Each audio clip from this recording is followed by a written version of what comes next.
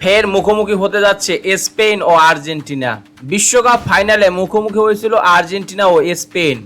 ফুটবলের সবচেয়ে বড় শিরোপা লড়াই শেষ হলো দুই দলের আরেকটি বহুল প্রতীক্ষিত ম্যাচ ফিনালিসিমা নিয়ে আবারও আলোচনা শুরু হয়েছে।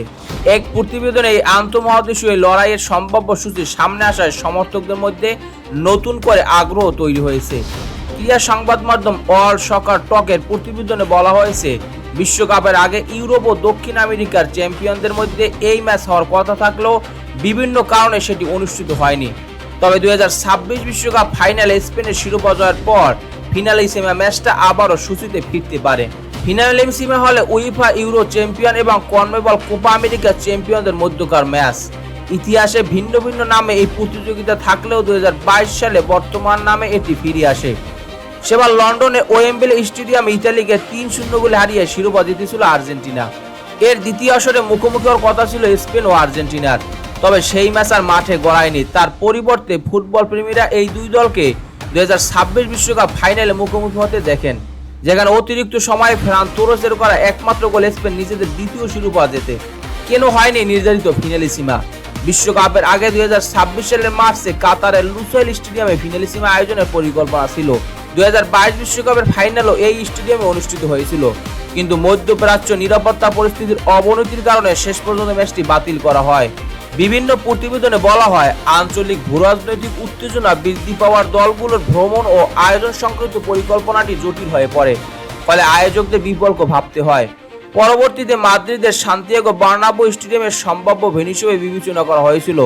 এছাড়া স্পেন ও আর্জেন্টিনায় দুটি লেগে হোম অ্যাওয়ে ম্যাচ আয়োজনের প্রস্তাবও ওঠে, তবে কোনো প্রস্তাবে সংশ্লিষ্ট পক্ষগুলোর সর্বসম্মত সমর্থন পায়নি।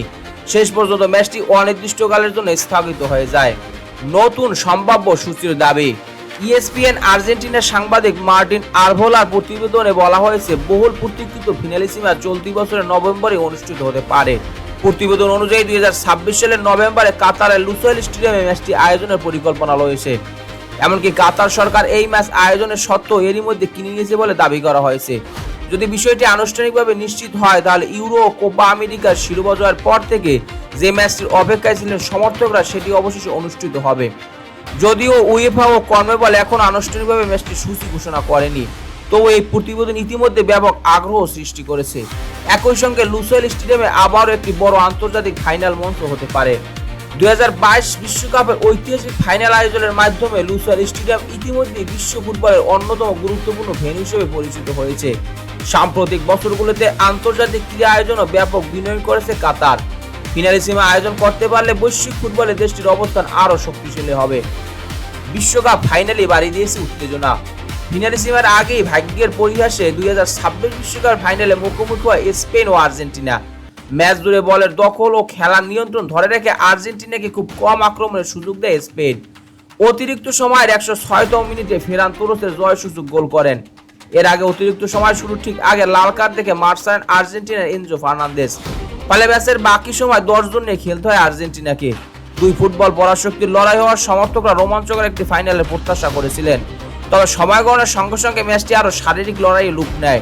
আর্জেন্টিনা নিজেদের স্বাভাবিক আক্রমণাত্মক ছন্দে ফিরতে পারেনি, আর স্পেন ধৈর্য ধরে সুযোগের অপেক্ষা করে অতিরিক্ত সময় জয়সূচক গোল আদায় করে নেয়।